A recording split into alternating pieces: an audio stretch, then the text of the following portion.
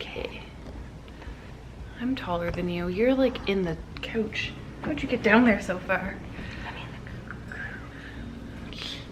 Okay, so today our topic is our experience with keto, why we switched off of keto, and what we're doing now. So as you guys might have known, I had my mom on keto whenever I first discovered her diagnosis. I did a lot of research and found that keto was really effective for people to help with brain tumors and everything. And originally I was not going to explain myself. I was just gonna kind of like, you know, let it be what it was. And I realized that there may be some controversial thoughts on all of this. However, I thought about if somebody was going to be in the same situation as us, that they would want to hear our story and our perspective about it. And we're going to just riff on it a little bit and talk about our experience with it and why it didn't work for us. So for me, I was the one doing all the cooking. I was the one researching all the information and spending a lot of my time and energy on cooking. And I mean, it was different from my perspective than from yours. So I would love to hear how you felt whenever you were on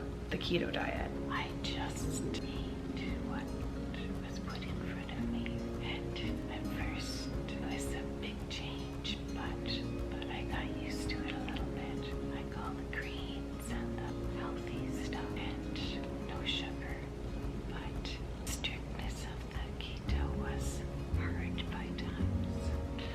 Yeah, I think that's really what it came down to. Like, I felt like I was cooking out of pure fear instead of love. And I want my mom to feel like every single meal that she eats is just like a big hug from me, especially going through these phases. And it always felt so rigid and so controlled. And I was spending a lot of my energy just weighing stuff out, and then it made me not emotionally available for her. It made me not like I didn't have enough physical energy to carry on through the day. All of my energy was going towards this diet.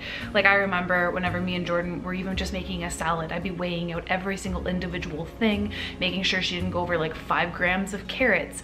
And whenever it came down to it, at the end of it, you were really unhappy. Like, it felt very forced. Yeah, so at the end of the transition, because it never really quite felt right, like, although a lot of science is backed up and a lot of research has been done to prove that this diet is quite effective. However, there are studies that show the opposite. So I mean, it is just whatever works for you. And by the end of it, I just knew it wasn't working for her. And my intuition was just telling me, this seems weird, this seems wrong. Like, why can't she have fruit? Why can't she have certain like vegetables? Like, you know, it was just seemed so against everything I've ever known and ever understood and what I teach as a coach. And it just felt like I was going against everything I knew. And by the end of it, she just wasn't feeling well. She wasn't eating at all. And I think part of that felt like because it just was out of fear and it was so rigid, maybe. It could have been your medication, but she just wasn't eating anything. And I got to the point where I was like, this is not working. And a lot of keto is really inflammatory. I lost 20 or so pounds.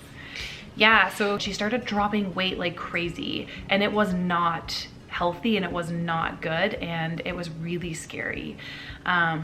And I got to the point where I was like, this diet just is no longer working. I need something that helps her body and supports her body rather than just takes away. Yeah, I remember you saying you can have anything you want to eat and I will get it for you.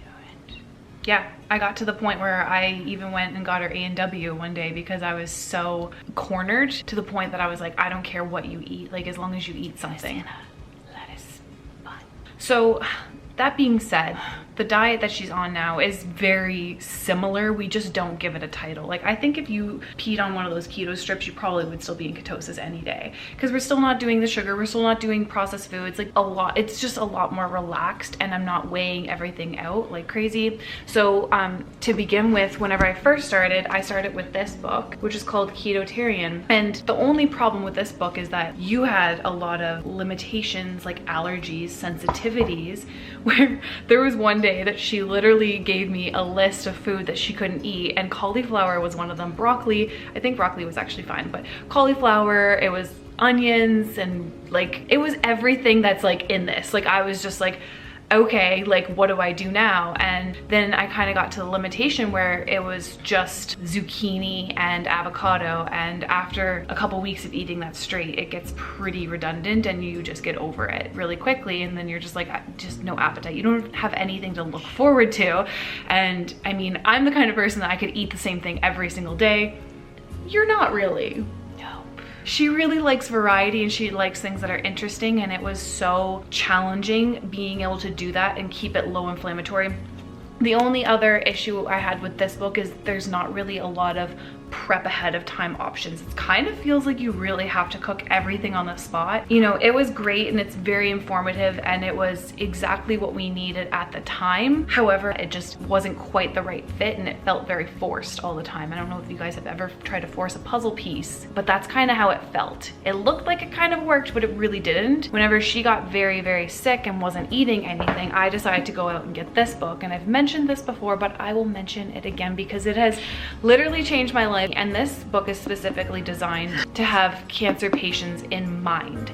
So they take everything into account. They talk about the sugar, they talk about the carbs, they talk about everything, they know it all. And this is the very first cookbook that's designed by nutritionists for cancer patients specifically. It literally says healing recipes to support your body during cancer treatment and recovery. And I think the main thing with this book is that they understand that her appetite isn't going to be there. She's not going to be feeling very good in some days. She's going to feel nauseous, and they know exactly what she's experiencing. So this has been amazing. So from the contrast of keto and where we were before with this book and what we're eating now, like how do you feel? Much better. The recipes are all very, and they're tasty. What else? Any other comments? It's a good investment.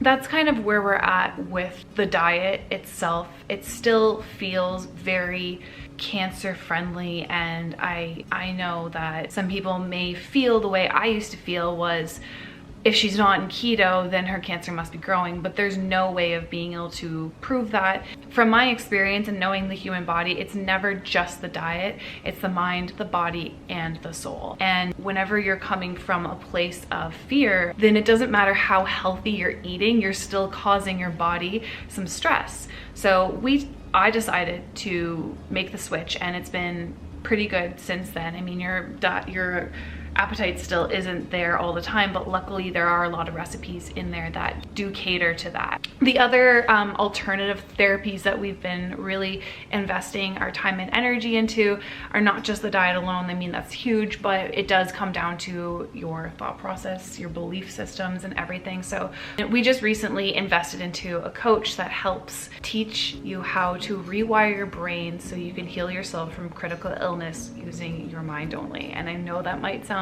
absolutely woo-woo, a little crazy, a little outrageous. We're going to be in a program for 6 months, and she specifically is doing this for cancer patients only. So we're in a very small group, and it's been amazing. We only have done 1 week so far. They teach a lot about brain rewiring, a lot of, if you guys know what Joe Dispenza talks about, a lot of that stuff. And it's great hearing about Joe Dispenza and hearing what he has to say, but then actually doing that every single day. We didn't have any structure. You know, we watched the healing the documentary called Heal. I had a couple like meditations downloaded by Joe, but we kind of felt like we didn't really have a good direction. And then our coach kind of appeared and offered this program to us, and it was a no-brainer. We're gonna be doing it. So that's the alternative therapy. We're gonna get down to, I believe, like your belief systems, your connection with spirit, source, your soul, and just like really ask those hard questions and then release trapped emotions. So that's kind of the path that we're going on. It's super holistic. I know it might sound a little abstract to some of you, but what do you say? Like what's your opinion? How do you feel in contrast to before? I know it's just like the beginning, but the good thing is you feel like you're actually doing something. Like people tell you, stay home and heal and wish you all these good vibes, but if you're not doing certain things, then there's negative pathways. Like I like to watch the news, but it's negative a lot of time, and there's positives and relaxation.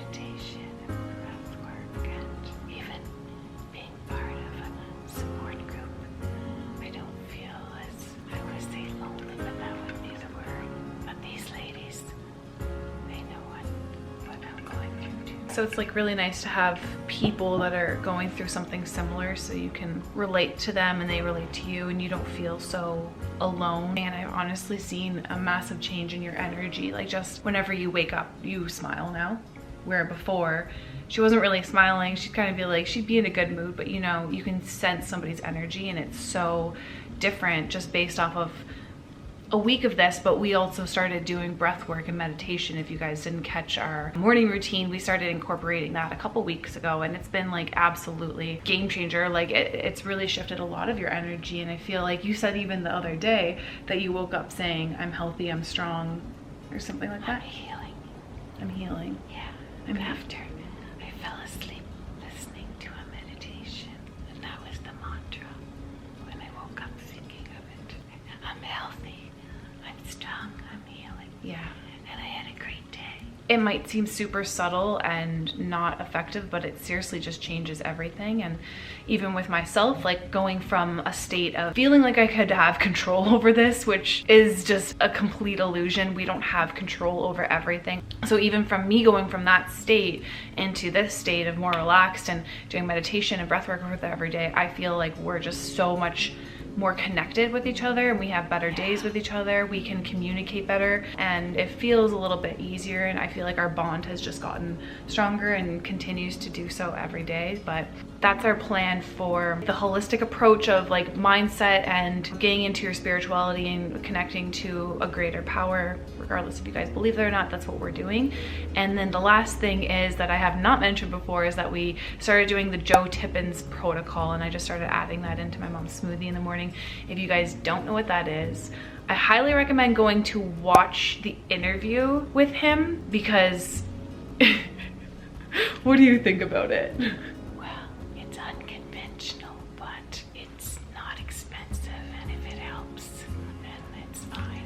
Yeah, and there's actually a massive Facebook group that has on the daily, I love reading these success stories, people that are diagnosed with stage 4 pancreatic cancer, they're diagnosed as metastatic in their lungs and their bones, and now there's no evidence of disease after doing this protocol. If you guys know somebody that's struggling with cancer or has been diagnosed, or anybody, it's an interesting path to choose, and some people don't agree with it, but we were like, why the hell not? Like, there was nothing to lose, right? So it's not conventional by any means, but we were just like, it doesn't hurt, and why the heck not? So that's kind of where we're at on like the healing journey. And I just thought it would be helpful if anyone else in the world, or if anyone else out there is going through something similar and they just feel so confined to the keto diet being the only way. I just want to encourage you to think outside the box a little bit and just know that there isn't one way to go about this. There's multiple avenues.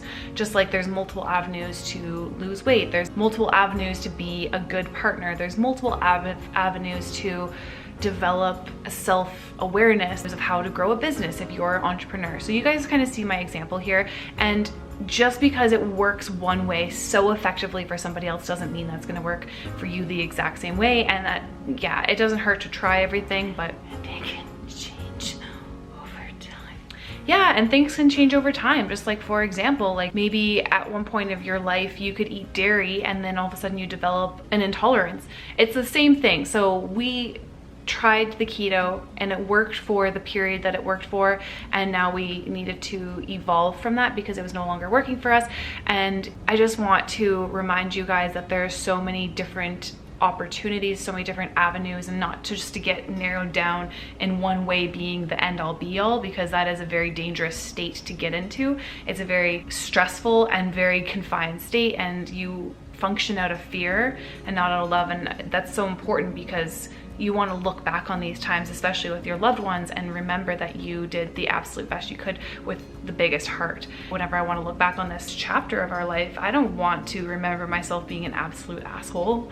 I don't want to remember myself being forceful and treating her with disrespect, because I'm so scared that doing a certain diet's gonna change absolutely everything. It's not the end all be all. So hopefully that helped clarify our process, kind of where we come from. And at the end of the day, I think the biggest thing is just listening to your intuition.